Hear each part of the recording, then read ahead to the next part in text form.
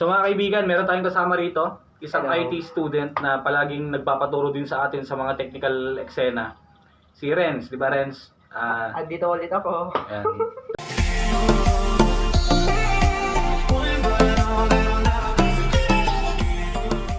Mga kaibigan, isang IT na naman ang nandito Hi! nang hihingi ng software. Bilang technician guys, bibigay nyo ba sila? Syempre kailangan din nila mag-download, no? Ayan na, okay na yung sharp development mo. So yan.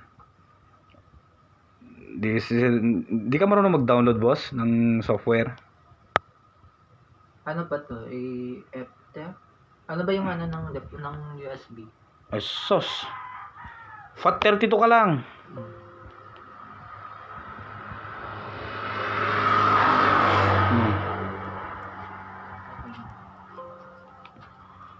Ano ba naman yan? So, anong kukopihin mo, boss? Windows 11 lang. Nangongopya ng Windows 11, guys, Libre? Hindi. Ay, magkano ibabayad mo sa akin, boss, kung sakali? Kasi, syempre, pinaghirapan kong i-download yan, Saan mo ba dinownload to? Sa torrent. Mga kaibigan, isang third year, tama, boss? Na naman. Third year IT student, nanghihingi ng software. Pabigay na lang natin sa kanya kasi syempre magagamit din niya yan pang practicing. Tama, boss? Yan. Later on, siya nang magaling na mag-ayos to. Windows 11 yung kokopyahin niya. Ano ba yung... The file Windows 11 Pro is too large for the destination file. That means local yung flash drive mo. Then? Ilang GB to? 8. Ay! Hindi, 32. 32 GB. Oo. Nako, mga kaibigan, yung mumurahin na flash drive kaya hindi niya mailipat yung Windows 11. 32 GB. Sabi niya too large. Hindi mo talaga pwedeng kopyahin yan dahil local tong flash drive mo. So Means, kumuha ka ng ibang flash drive mo. Okay.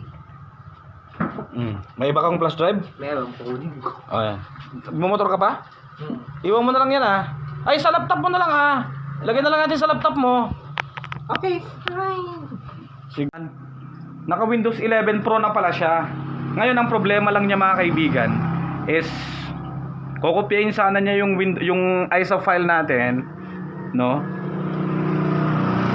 Hindi ko alam kung ano sasabihin ko dito.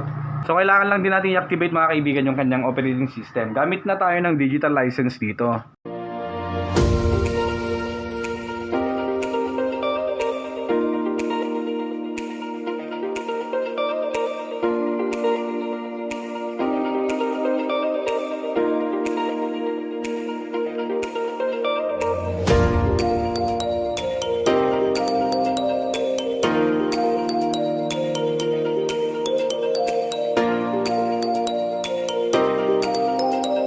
So tapos na si Renz dito, mga kaibigan.